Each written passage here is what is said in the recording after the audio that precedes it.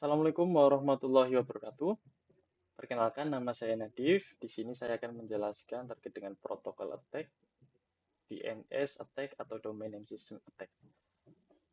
Jadi teman-teman, internet yang kita gunakan setiap hari ini dibangun dari buku telepon internet yang sangat besar, yaitu DNS. Jadi DNS ini adalah sebagai penerjemah ketika kita membuka sebuah situs, akan diubah menjadi alamat IP atau menjadi angka seperti itu.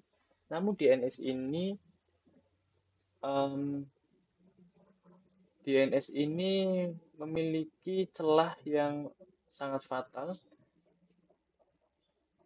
di mana fondasinya ini dari UDP atau User Diagram Protocol, di mana UDP ini tidak memverifikasi keamanan, bahkan mungkin sangat kecil lah ya verifikasinya, sehingga ini menjadi celah para penjahat untuk masuk ke dalam situs tersebut. Jadi karena DNS ini akan merespon yang tercepat, maka ketika yang respon tercepat ini dari penjahat, tentu ini akan membahayakan dari situs yang kita buka. Jadi mekanismenya mungkin seperti race condition, jadi balapan gitu, kayak balapan condition. Jadi ketika mungkin ya, jika dianalogikan ketika kita ada di sebuah uh, tempat, kemudian kita tidak tahu dan kita menanyakan ke orang yang benar, namun dalam kondisi tersebut ada seseorang yang memborbardir jawaban yang lebih cepat, yang mana orang tersebut merupakan penjahat. Karena DNS ini akan merespon yang tercepat, maka dari penjahat tersebut yang akan dimasukkan ke dalam sebuah chat. Dan akibatnya dalam beberapa waktu ke depan ketika situs yang kita buka ini yang udah dianggap betul ini, maka akan dibelokkan ke sebuah situs yang sebenarnya sudah dimanipulasi oleh penjahat. Ini juga pernah terjadi dalam beberapa kurun waktu ke belakang ya, di mana pada 2018 terjadi pembajakan MyEtherWallet. Jadi MyEtherWallet ini adalah dari situs dari bidang perbankan. Jadi teman-teman, MyEtherWallet ini dibajak oleh seorang pembajak asal Rusia yang mana mereka membajak dengan memanipulasi situs web yang ada pada MyEtherWallet.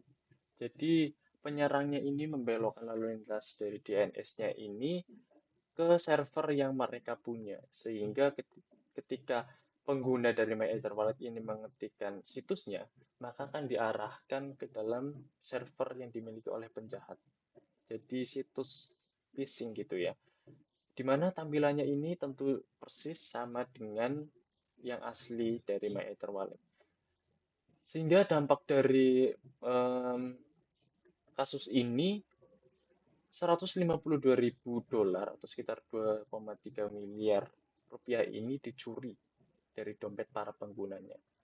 Dan ini membuktikan bahwasanya tanpa keamanan DNS, uang dan data kita tidak aman. Sehingga ada beberapa solusi yang mungkin bisa kita terapkan, yaitu pertama yaitu DNSSAC, di mana ini ibaratnya adalah tanda tangan digital pada sebuah amplop surat gitu. Jadi server akan memverifikasi apakah datanya ini asli atau palsu, sehingga dengan verifikasi tersebut maka sistem jauh lebih aman. Kemudian yang kedua adalah dengan pengenkripsian atau enkripsi yang sudah kita sering dengar dengan fitur enkripsi ini.